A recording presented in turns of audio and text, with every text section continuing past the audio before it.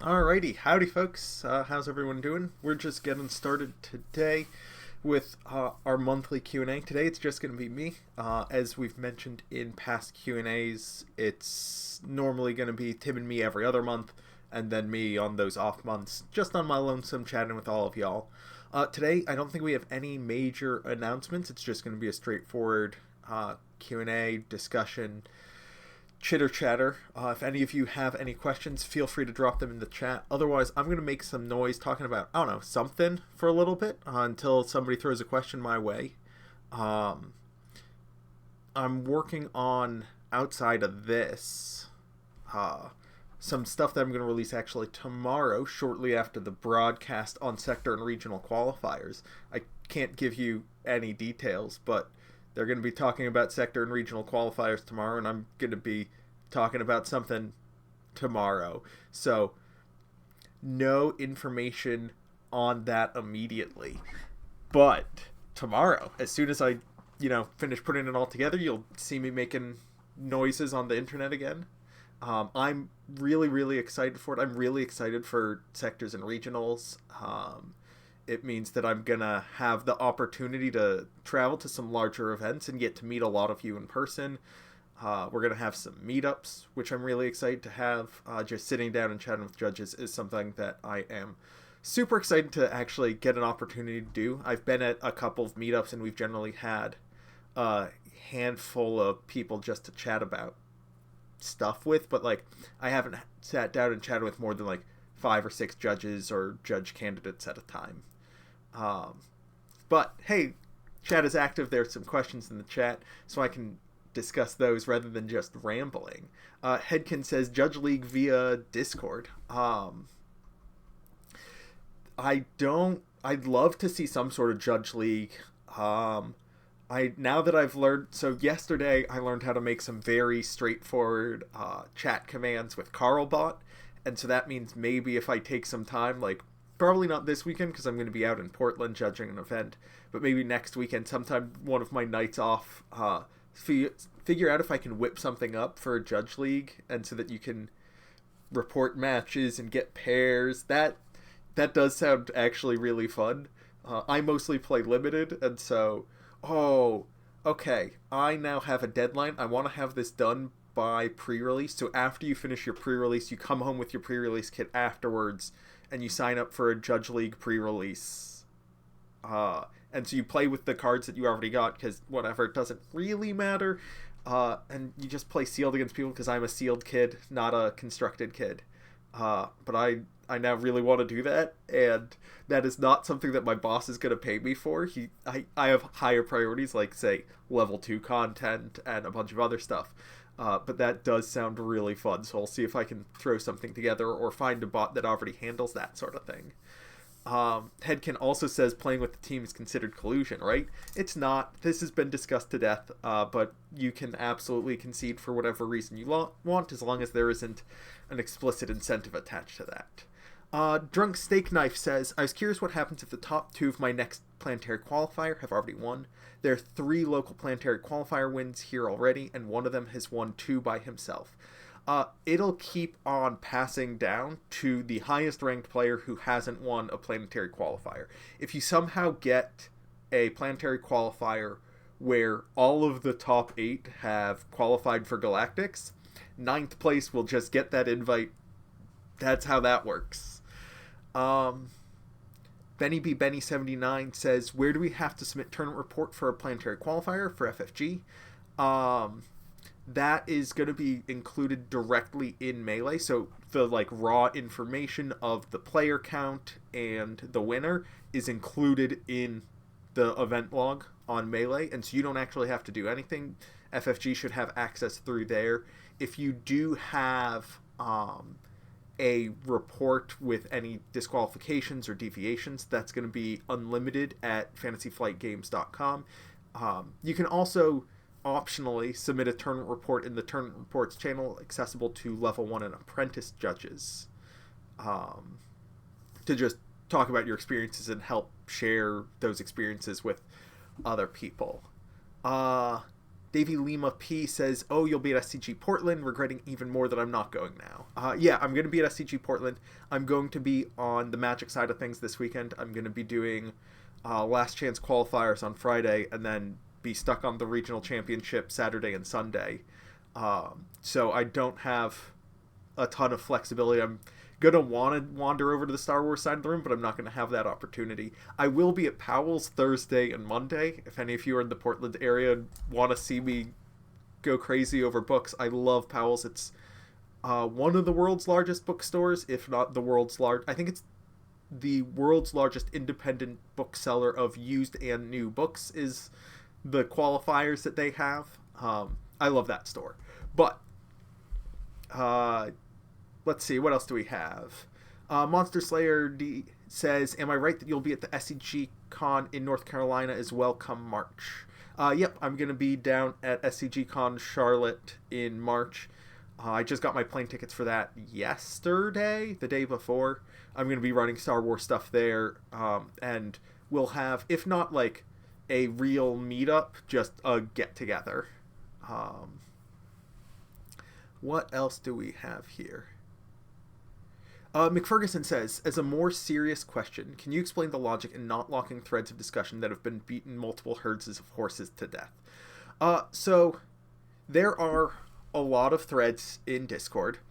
There's, I think, only one thread that has gone over 1,000 comments. Oh, it hasn't gotten over 1,000 yet. So we haven't had any break 1,000. I think that it is important, like, it's, moderation is a weird subject, and it's not something that I'm an expert in. This is something that I am, to some degree, making up as I go along.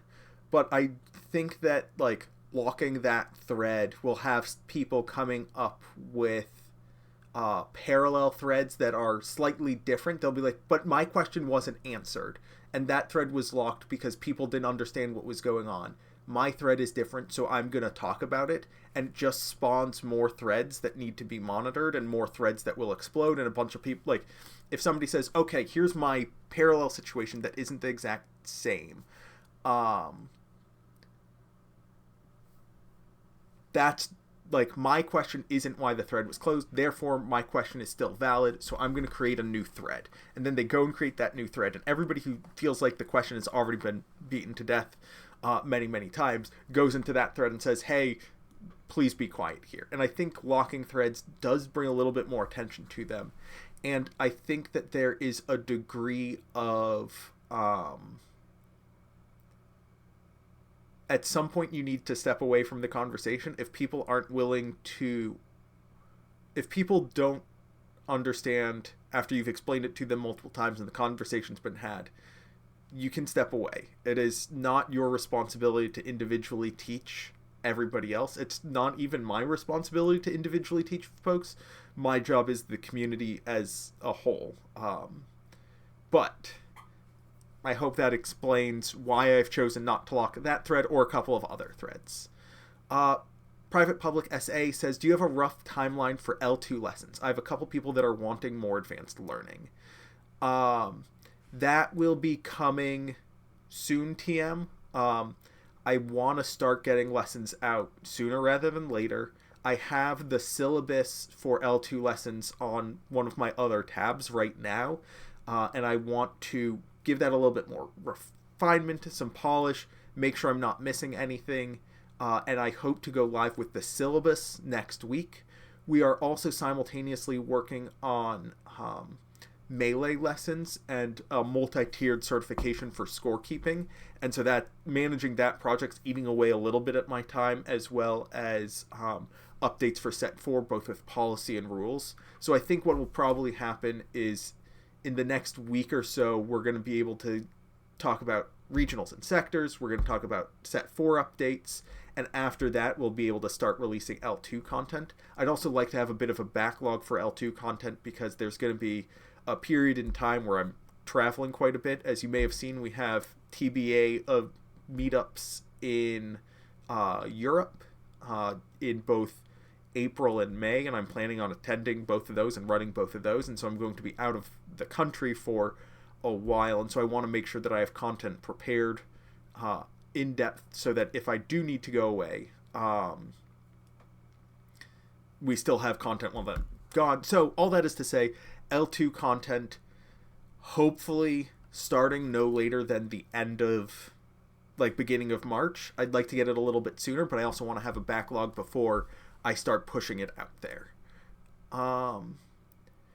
Davi P says, do you have any info to share on the path to judging larger events like regionals and sector qualifiers or the Galactic Championships? If no info, do you have any advice on it?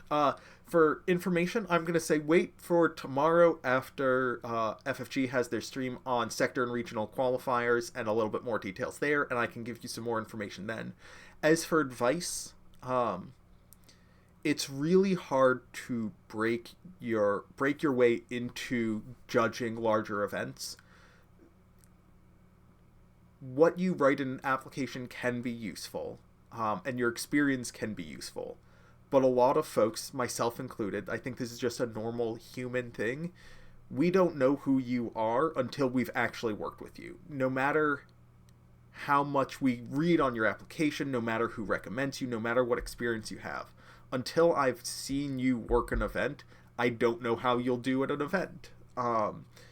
There is a correlation between being able to write about logistics and rules and policy well and being able to give good rulings, but it's not a perfect link. And so even if you're able to write a very good cover letter, having a good cover letter helps, but it's not a guarantee that you're a good judge. And so it's a bit of a crapshoot when trying to get staff for these larger events. For more practical advice, wait for tomorrow.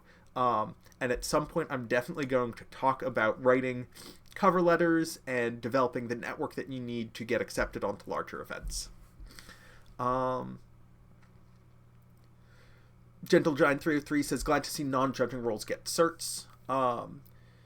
Yeah, so, and Raster MTG says, will melee and scorekeeping lessons be required for level 2? I'm going to just combine the two of those into one question.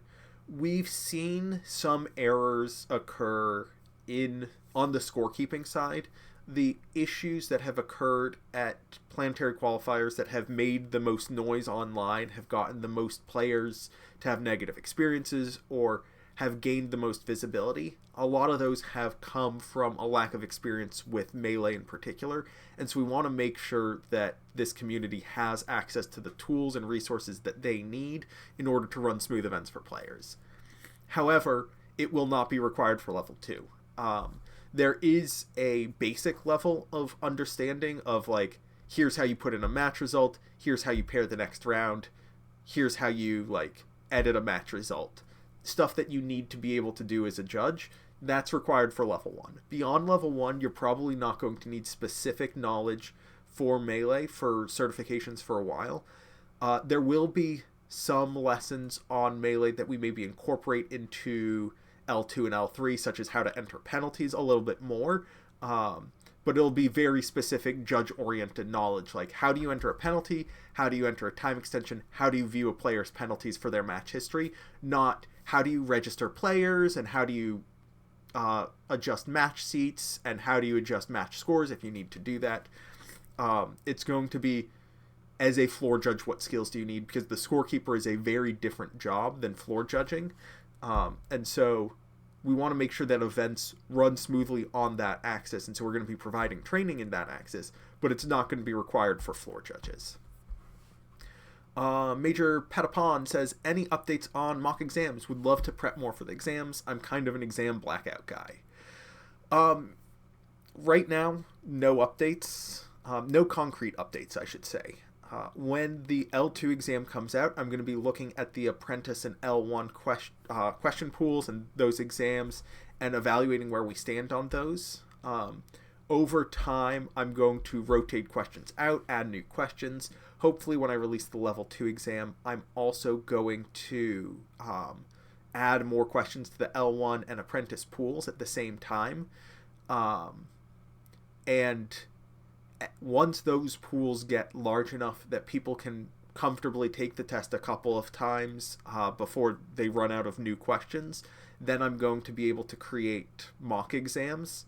And so One timeline is as the level 2 exam comes out, which frankly will be, I think I have roughly 20 lessons planned, so that's going to be 10 weeks, which is 2.5 months. If we start at the end or the beginning of March, that's March, April, sometime in May. So May to June, probably moving some questions from L1 or out of the L1 exam and out of the apprentice exam, and having the L2 exam. That is not a guaranteed timeline. This is me speculating based on what I'm saying, but I think we can probably have the level 2 exam by June. And then the other thing that I'm going to be doing is, I mentioned just a couple minutes ago, for set 4, I'm working on policy updates and rules updates. And so I'm going to have some educational content on those. And it'll be like, hey, here's 3 questions on piloting. Here's 3 questions on the other mechanic from the set, which I can't remember what it is. Don't worry, it'll come to me eventually. Is there is another mechanic. Can somebody remind me what the other mechanic is in Jump to Lightspeed? I know that it's just...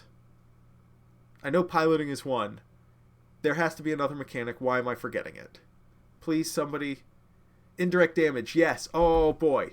Yeah, indirect damage is going to have some questions. Not all of them are going to have to do with Lurking TIE Phantom. But, yeah. So there will be questions about not Lurking TIE Phantom, indirect damage. They're the same question, don't worry. Pilots, some questions about some specific cards, for example, the new bases that change deck construction rules. So there will be some questions there. So there will be a quiz that's probably like 5 to 10 questions long of a variety of difficulty, going from very simple of how does pilot work, how does indirect damage work, to some of the more complex and esoteric questions. And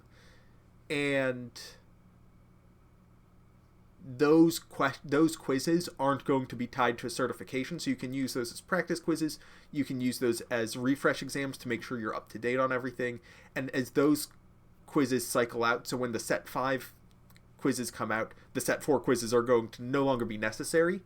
And I'll take questions from there and assign them to apprentice, L1, L2, and to practice exams. So over time, as sets come out, we're going to build up a larger pool of questions. What else do we have? All right, scrolling back up.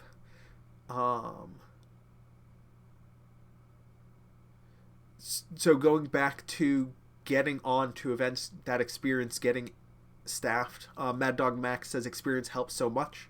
I've learned so much from doing an SCG and a PQ, absolutely invaluable.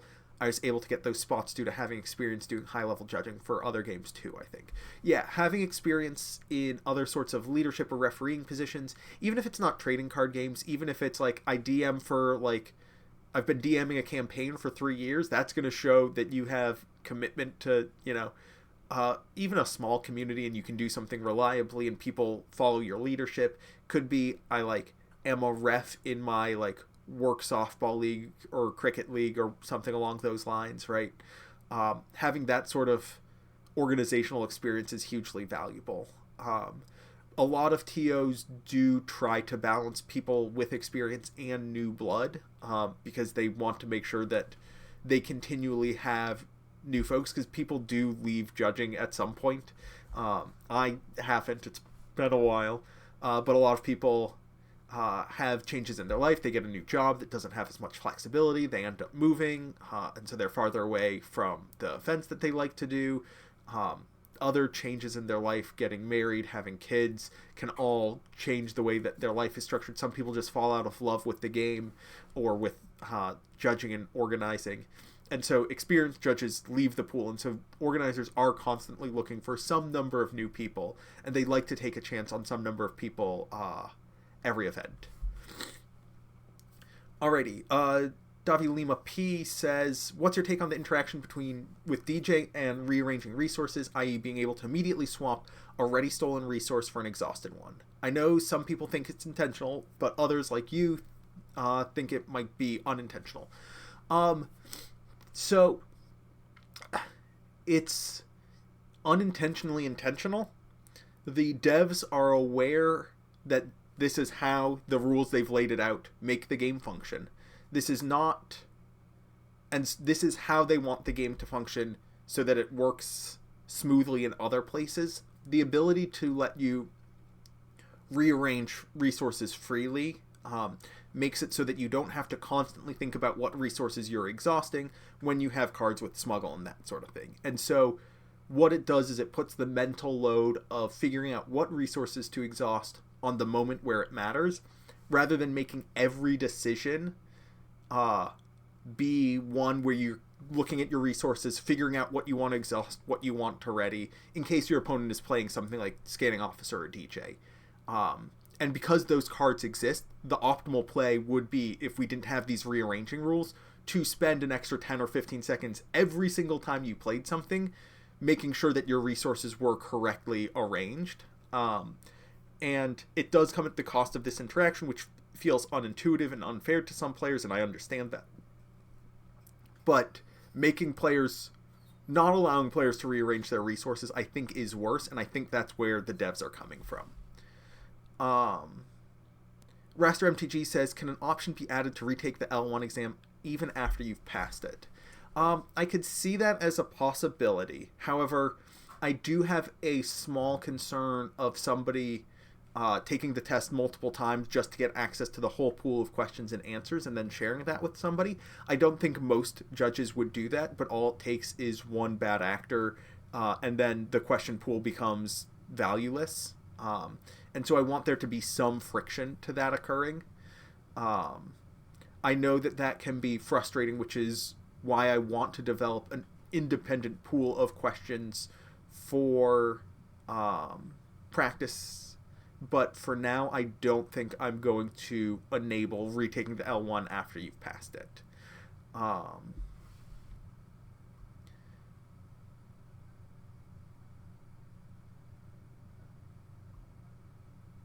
Let's see, what else? We got some more words. Mad Dog Max again is talking about how it's difficult because the higher level events we have are so limited in spots. Yeah, there are relatively few spots. Like, a planetary qualifier has between 2 and 6 judges on it, depending on its size, and I don't know if I've seen any with a full 6 judges on it. I think most have had between, 3 and 4 judges. Some have had, a lot have had 2 to 4. And so the number of slots we've had are very limited. There are some folks who are going to multiple planetary qualifiers. I know I've done a couple. I know several other people have done several. I've done a lot of the Star City Games events. I know that in Europe, there's some organizers who have run events outside of the planetary qualifier system, and they often hire the same folks over and over again because they're like, this is something that we worked with, we were impressed by, and want to work with them again. Because we know that they will make a good event. And so there are limited slots there. However, wait, say, 21 hours? I don't know if my math is right. 21, 22 hours. We'll have some news, I think. And we'll have a lot more information that we can share. Arulitho says, do we already know what the recommendation requirements are going to look like for L2? Those are still something I'm refining. The general shape will be a level 3+ judge, doesn't exist, or a tournament organizer that has run multiple competitive tier events. Those won't have to be planetary qualifier events, but running 2 planetary qualifiers will count for that endorsement. It is possible that there will be some flexibility in that we will allow stores that have run competitive tier event equivalents for other games to write these endorsements. So if a store has run, say, a couple of, I don't know if they're bad, I think they're Armories is the store level Flesh and Blood event, or 1Ks or 2Ks where there's a serious cash prize in store. It's run at competitive tier, competitive rules enforcement level, whatever you want to call it. If a store has run a couple of events like that for games other than Star Wars, we might count that. But I need to make sure that the judges, that they understand what they're endorsing in a judge. It's not just, yes, this person can floor judge or judge a 16-player casual tier event where no questions come up and there's not a lot on the line. One of the reasons that the L1 endorsement or recommendation requirement is so broad and accessible is because generally casual tier events have about a pack per win as the prize structure. Some are a little bit heavier, but at most, a match result is a difference of 2 or 4 packs. Not a huge amount of pressure. And so there's a little bit less intensity in the rulings. And so it's, while judges should strive to never make errors, we are human. And a little bit more flexibility, a little bit less consistency, a little bit more errors is a little bit more acceptable at casual tier, as long as the judge is a good person, and when they learn that they've made a mistake, they own up to it. Whereas for competitive tier, once cash prizes start getting involved or more serious prizes, we want to be a little bit more restrictive. And so we're probably going to restrict it to stores that have run competitive events. We're going to ideally set up a system whereby stores can say, hey, here are the events that I've run, and we can very quickly grant them that flag on Nexus. And so that they've already linked accounts, which a lot of our invested stores already have. We have hundreds of stores that have already linked their accounts and are flagged as tournament organizers on Nexus. We'll just be able to flag their accounts, and they'll be able to start endorsing folks for L2. The endorsement requirements for L3, while I'm on the topic, will likely be either an L4 plus judge, still don't exist, or have hosted multiple planetary qualifiers. So that is going to be a relatively limited number of stores. But we're probably not going to be looking at if L2 is coming out in June, you're not going to need L3 endorsements until probably after the set 5 planetary qualifiers have occurred. It may be just one planetary qualifier, but I really like the requiring multiple planetary qualifiers, because some stores have unfortunately run planetary qualifiers and then realized that running an event of that caliber is not within their wheelhouse. So the requirements for 2 and 3 are something that we're going to be looking at. There may be some user side requirements, some candidate side written requirements, at least for L3, maybe for L2. I think it is very likely that for level 3, I will require a tournament report, because as the head judge of planetary qualifiers, if you disqualify a player, you will be expected to make a report of the tournament to FFG about why you disqualified the player. And requiring a tournament report demonstrates the skill of, I can explain what happened in an event in a way that makes sense so that people can understand why I made the decisions that I did.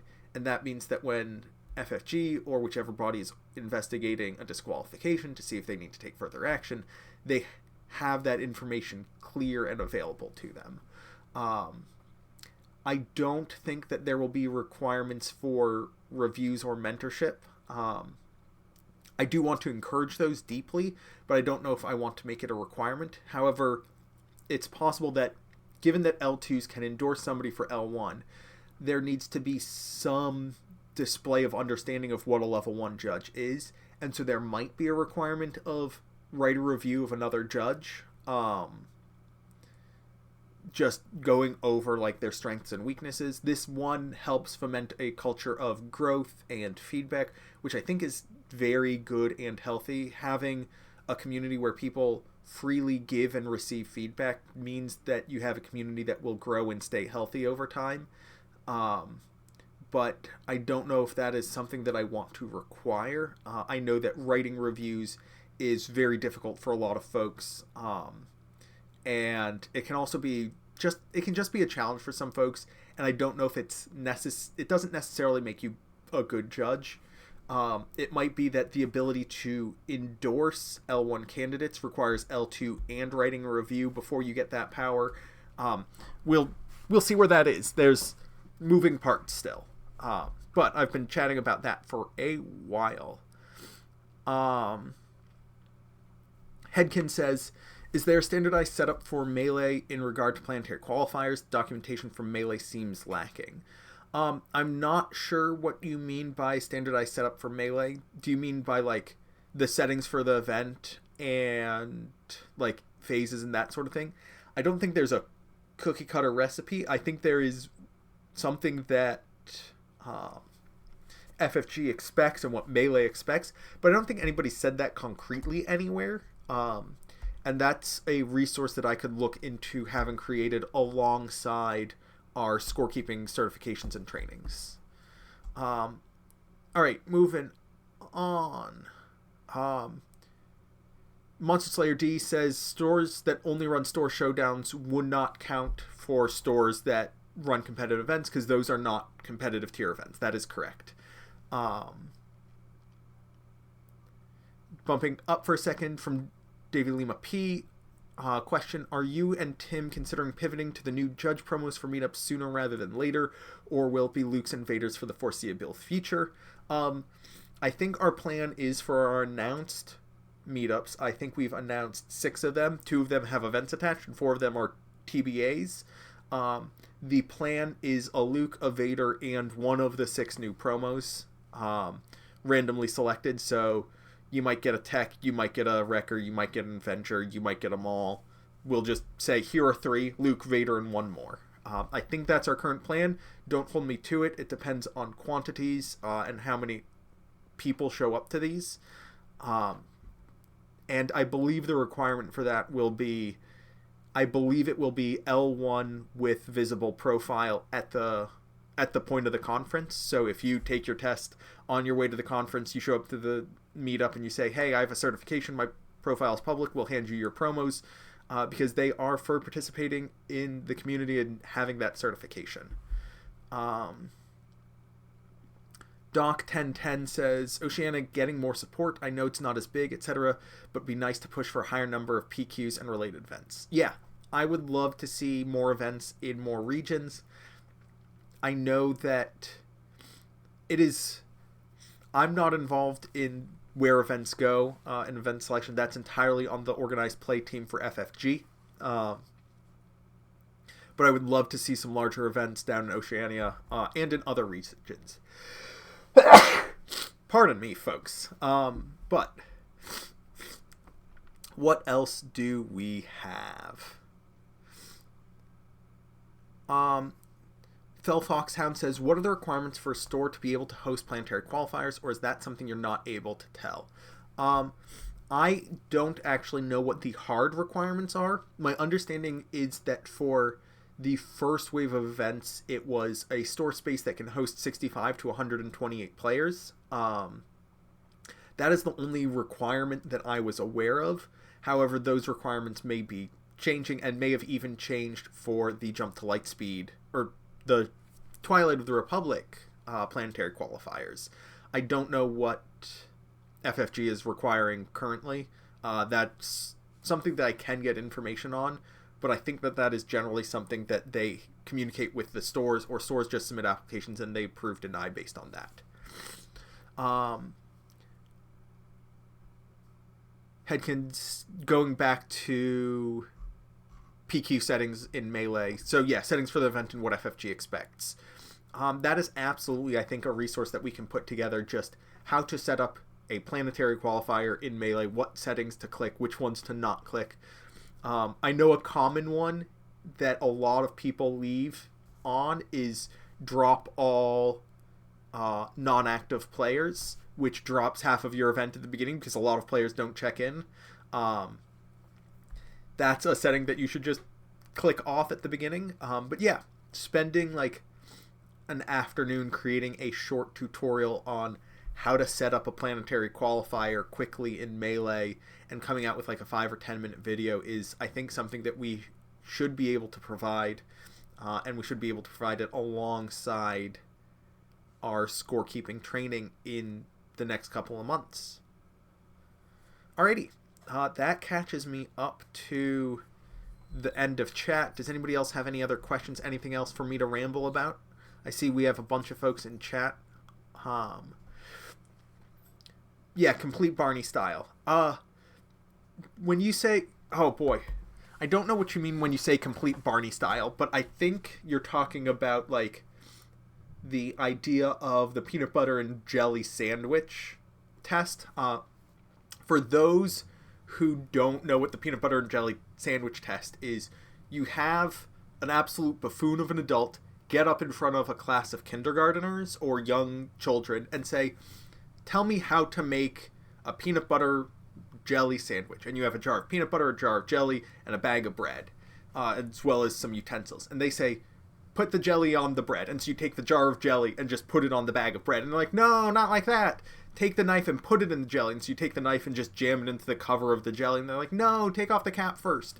And so it's just a go through every single step as though the person you're talking to has absolutely no understanding of what's going on. If that's the Barney style, then yeah, Barney style or PB&J style, step by step, actually every single click that you make during setup, what should you do, not even why you should do it, just what you should do, period. This is what you do to set up for a planetary qualifier, the end.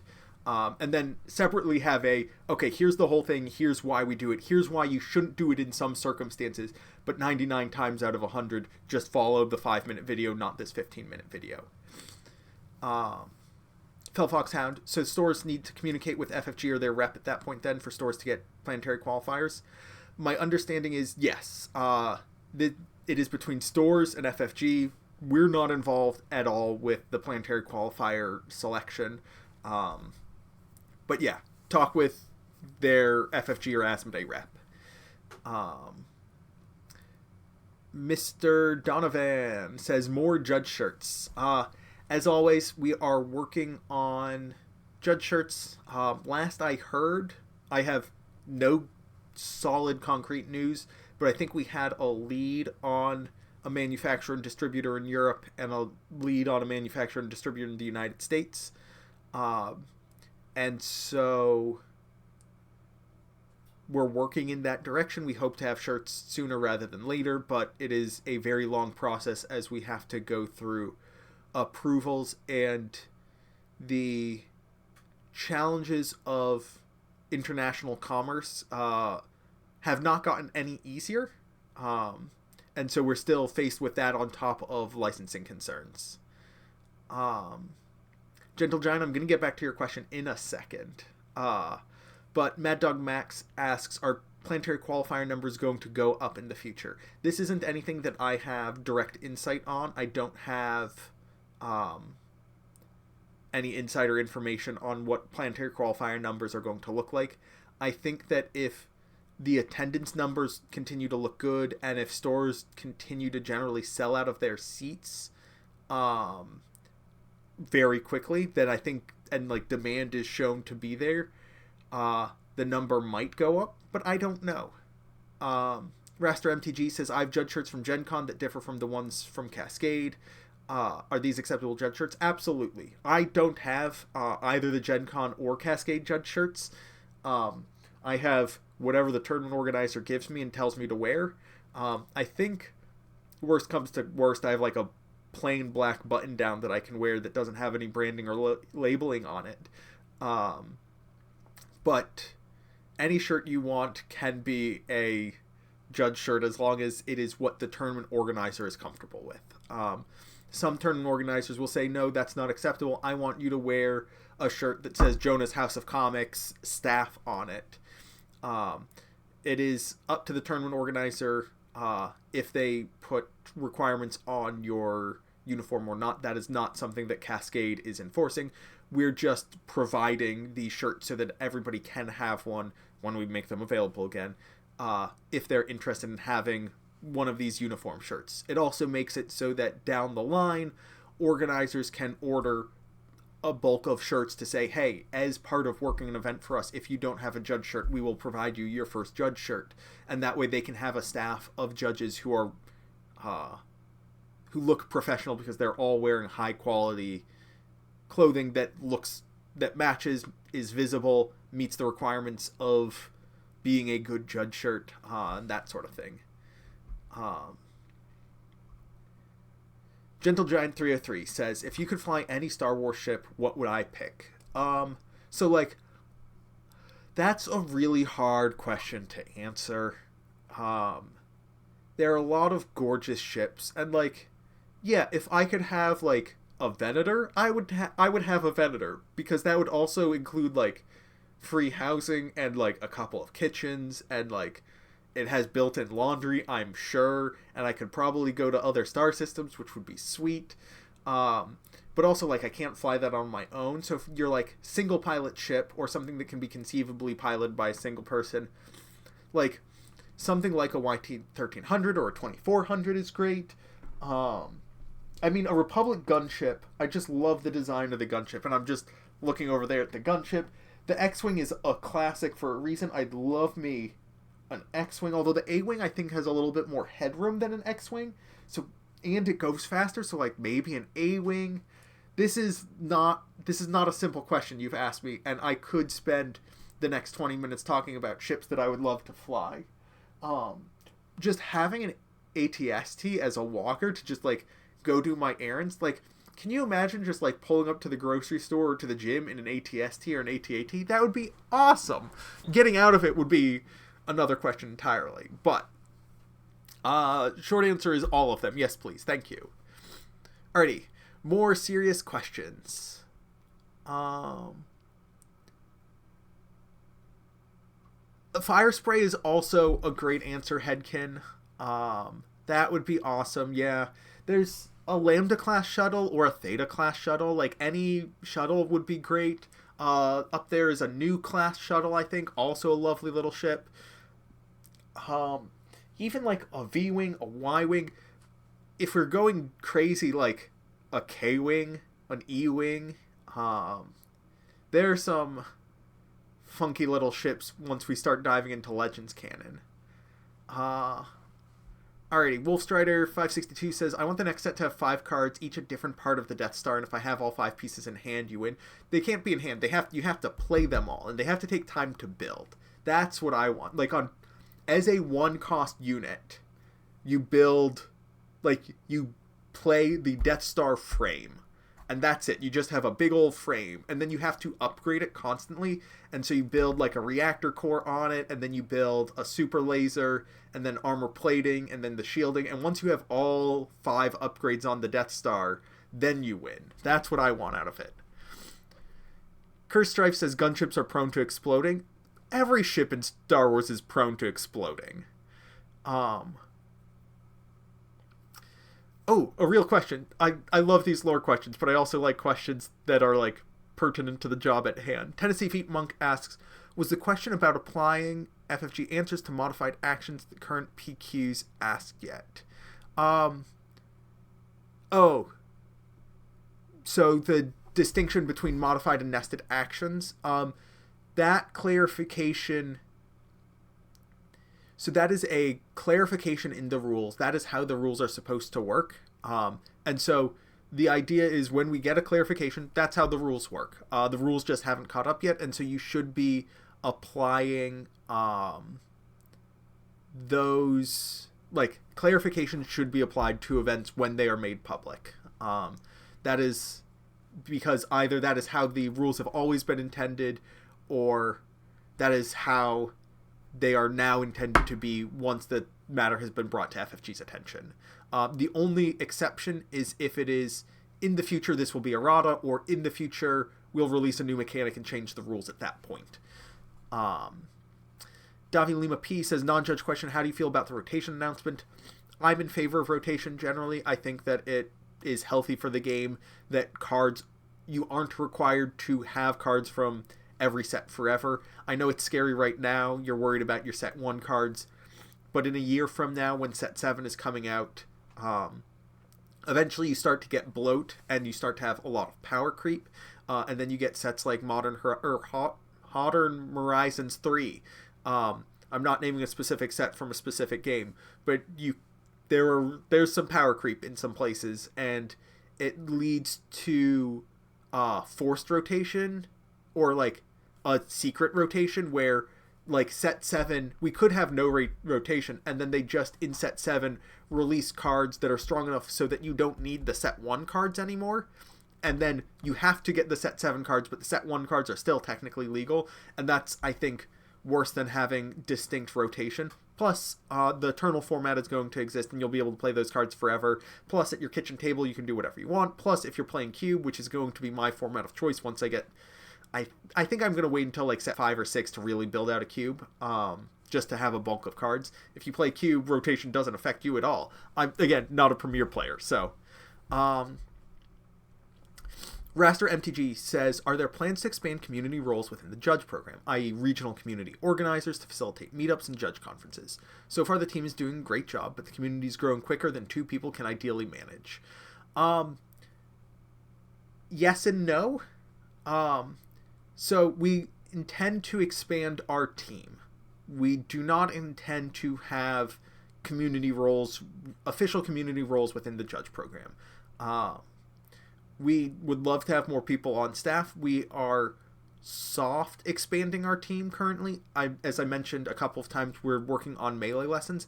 I am not an expert scorekeeper, so we've contracted an expert scorekeeper to create those lessons and create the testing material for them so that they're the highest quality possible. We're able to do that because we recently had an influx of cash, and so we're going to be able to start spending that money on the judge program immediately and giving back to all of y'all. The challenge with regional community organizers and that sort of thing is that we believe that people should be compensated for their work, and so we do want to have members of the team around the globe to help facilitate these sorts of things. We do eventually want to have members of the team in Europe, in Oceania, in Asia, in South America, in places other than Portland, Oregon, and Boston, Massachusetts. However, one of the challenges is, with the team currently in Portland, Oregon, and Boston, Massachusetts, we have enough challenges coordinating simply due to time zones. Like, we're communicating fine. It's pretty straightforward. A distributed team is a little bit of a challenge, especially to spin up. I don't expect us to have community roles. I expect us to, in the future, hire additional employees who can assist in those roles in addition to handling other tasks. Let's see what else we got. McFerguson, for a follow-up on the modified nested rules clarification, was given to us as saying CR4 will say blah blah blah. So does this mean it applies now or not? I would want to take a look at the exact wording on the clarification, because I'd have to check what Ryan sent me. But I believe it sounded like this is how the game works. We're going to update the rules to reflect reality, and so the reality is the game works as it's a modified action. I need to double check that before I say something permanently on the internet.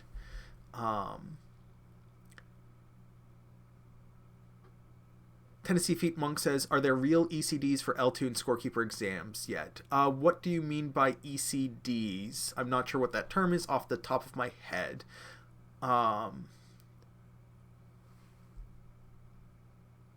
Tennessee Feet Monk also has the exact wording on the question. Having talked about some of the implications of the various answers to this question, we're going to move forward by separating the nested rule from the sequential rule in CR4. With some possible wording adjustments, CR4 will say. I would then say rule that way when CR 4.0 comes out. We cannot expect players to follow rules as they will be written in the future. For clarifications, rule immediately, because that's if what Ryan had said was it's always worked this way, it's always been intended to work this way, the language just isn't clear, and we'll clear that up in the future, but this is how the game works, I would say rule that way immediately. Since it's unclear and it's not how it was always intended to work, that is a rule that way when set 4 comes out. Mad Dog Max says, do I have any info who's running the big events? Ask me again tomorrow. Just check in 24 hours, and if you still have that question, shoot me a DM. I do have that info, but I'm not allowed to talk about it until they talk about it first, which will be, I believe, tomorrow. Estimated completion date. So, as I mentioned earlier in the broadcast, I think I'm looking at June for L2, and I'm not exactly sure what the final framework of the scorekeeper exams is going to look towards. I've given our contractor a brief of, this is what we're looking for, these are the scales that we're looking for, here's what I want you to create, can you give me a syllabus? Once I have a syllabus from them, I'll better be able to develop an idea of how long it'll take to develop that content in full, push it out there. It's a lot less content for the scorekeeper exam than L1 or L2 certification. I think it's a total of like 6 to 8 lessons over the course of 2 certifications, as opposed to like 18 lessons for 1 certification. So it's probable that I would say March to May, which is a broad range for the scorekeeper certifications. If I had to put money on it, I'd say April for scorekeeper cert 1 and probably June for scorekeeper cert 2, but that's not a guarantee. McFerguson says it was pointed out recently that it has some implications that change some current rulings, like how Hondo functions. I think that is going to be a change with Set 4. The rules right now are written, I think, relatively concretely in one way. Once we should be getting the CR 4.0 relatively soon, and once that is publicly available, then you should start rolling with CR 4.0. Like, once that is available on their website.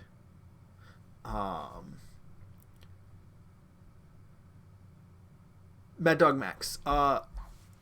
Not tomorrow on this channel. I'm just going to be posting a video on our website, and it's going to be in Discord. I'm sure there will be some discussion about it after the FFG broadcast.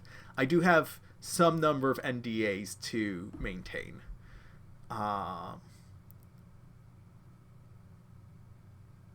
When L2 goes live, is that when L1 is a requirement for PQ judging, or is it set for PQs? So the requirements for planetary qualifiers are going to be based on when testing is available in a reasonable time frame. So if, for example, applications for Set 4 planetary qualifiers went live today, would not require level 2, but would require level 1, because that is generally accessible to people who want that certification. I think yesterday we broke 200 level 1 judges, which is very exciting. And 200 level 1 judges is more than enough to require that at the very least as floor head judge level 1 for PQs. I think it is unlikely that L2 will be live in time for the Set 4 planetary qualifiers, just judging by the pace of things. They've usually gone live a month or 2 after set release, and so we're looking at April or May planetary qualifiers, and requiring level 2 at that point is not reasonable. I think requiring level 1 at this point moving forward is reasonable for head judge and probably also floor judge. This is something that I need to discuss with FFG, but I think that requiring level 1 is what we'll be doing for the Set 4 planetary qualifiers as head judge or floor judge, to answer that in full. Alrighty, do we have any other questions, or do I go back to talking about lore? What other... Ooh. Sertar asks, I have a question about a rules clarification. Do you know why modified actions create nested triggers? What do you mean by why? Like, do I understand the clarification as given to me from the designers? Do I understand what the designers were thinking when they made that decision? There's a lot of... why they broke those apart. So my understanding is that there was... This is some amount of mind reading, but it seems like there was some amount of uncertainty and lack of clarity in different ways nested triggers work, and so they are breaking those apart to increase clarity. That is my assumption. Because it seemed like there was a lack of clarity, and now there is more clarity, even though it changes the mechanics slightly. But I'm not a mind reader. You would have to ask one of the designers themselves. Gentle Giant 303 says, is there a plan to have certifications for different judge roles, such as team lead or sides lead, etc.? So we'll have the certification for scorekeeper.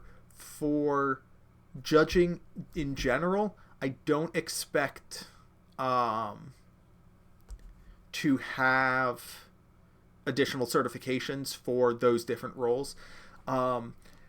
I think part of the training for level 3 will be leadership. The expectation for level 3 is that you're able to be the head judge of a planetary qualifier, which means leading one or two other judges. And so there will be some training, some introductory to leadership training in there. At levels 4 and 5, there is more expectation on leadership. There's more leadership required of you because you're generally going to be in charge of more people. Level 5, for example, is what we're targeting for head judge of regionals and head judge of galactics. And for those events, if those have thousands of players, you have dozens upon dozens of judges in your hierarchy underneath you, and having the leadership to direct those judges is something that'll be expected of those higher level judges. Having individual certs for team leading or sides leading or individual tasks is currently not on the plate. A lot of those like more focused certifications, like, hey, I'm really good at deck checks, I'm really good at helping out on coverage, that sort of thing, that's more useful to a judge making a schedule than a tournament organizer making staffing decisions. And our priority is communicating information cleanly and concisely to tournament organizers. Levels 1 to 5 are a very clean system. Just a higher number means that this person has more experience and is more prepared to lead a large event. Whereas once you start adding a bunch of other certifications, like I have a deck check certification, an end of round certification, and a pairing certification, and a team lead certification, and a sides lead certification, and a twin sun certification, etc., etc., etc. At that point, it becomes a lot of clutter, and the tournament organizer has less they have more information, but it's not useful information to them, and so it doesn't make their life easier. We may have something like that in the future, but that would be primarily for internal questions. Or not questions, but internal communication among judges. Tennessee Feet Monk says, can the Nexus site be updated to be more clear about how missed mandatory triggers are only a single penalty point for the person who missed and a 0-point penalty for the opponent? The policy side there is a bit cluttered. Shoot me a DM or an email about that, and I'll see what I can do about getting that cleared up. I would like to get that cleared up. I'd like to sit down and just like do a whole polish pass on it. But adding a little bit of information there that is something that I can take care of, yes. Raster MTG says, if it doesn't break NDA, how far in advance does FFG give you info on game updates? I don't think it breaks. But it varies. Right now, I mean, I've only been working with them since the summer, since July. And both times I was able to get a copy of the updated comprehensive rules when it was sent out to their in-house licensing, editing, and translation departments, which was a couple months in advance of it being released to the public. We're working on developing processes so that I have it earlier, and I'm able to share it, or they're able to share it with the judge community earlier, rather than a day before the set goes live. Wolfstrider 562 says, can any store I judge for other than a PQ, can they endorse me? Yes. Any store that is online on StarWarsUnlimited.com as a store should be able to endorse anybody as a level 1 judge. You do not have to have they do not have to be a planetary qualifier store at this point. There's information if you go to nexus.cascadegames.com/resources/TO reviews. I'm just going to drop that URL into chat. If you go there and send that to your store, that should be able to take care of everything. If they have questions about how the process works, they can email me at jonah@cascadegames.com. Alrighty. Movok. Oh boy. Movadonk 5? I don't know how to pronounce your name. Do you know of a judge companion app similar to what there is for Magic the Gathering?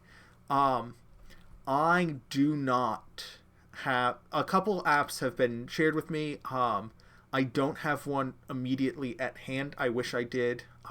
Having a mobile-friendly, searchable, comprehensive rules would be so nice to have. As soon as, like, if somebody has access to one... I know I was talking with somebody in a location. I was talking to somebody at an event who shared one with me that their friend had developed. And it is gone from memory and therefore gone forever. But if anybody has one, share it with me. I'll take a look at it. I would love to see it.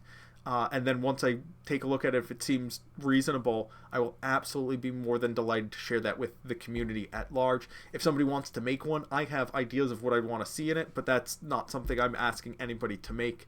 But if you make one, please share it with me, and I'm more than happy to signal boost you.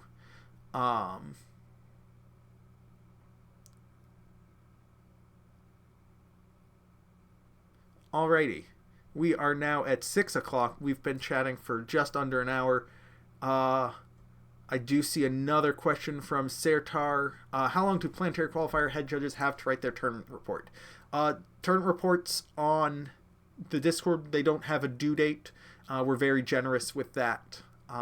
So submit it when it seems valuable. If it's several years out of date, it probably might be not so useful to talk about policy that has since changed, or rules that have since changed, or meta that has since changed.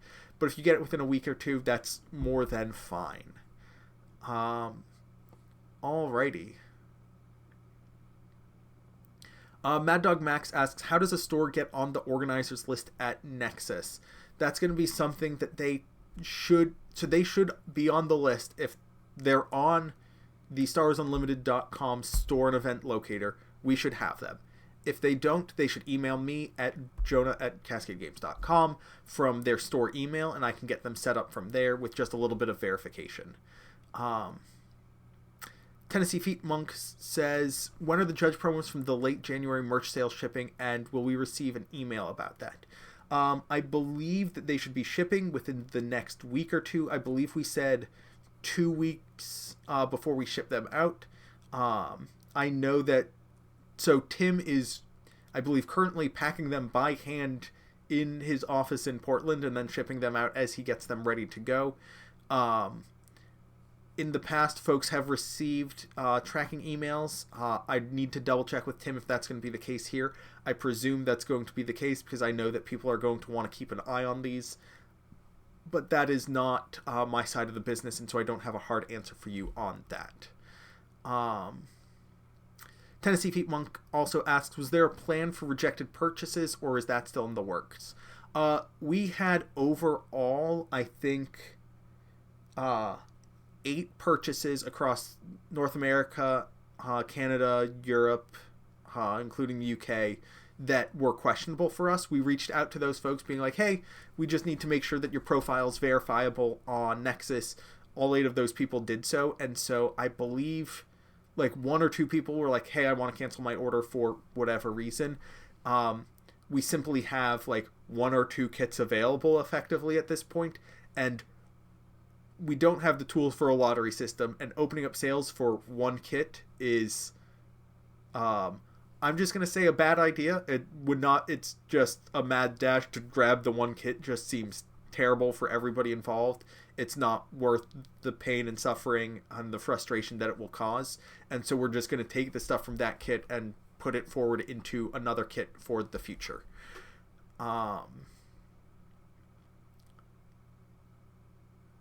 Alrighty. That's what I've got for today.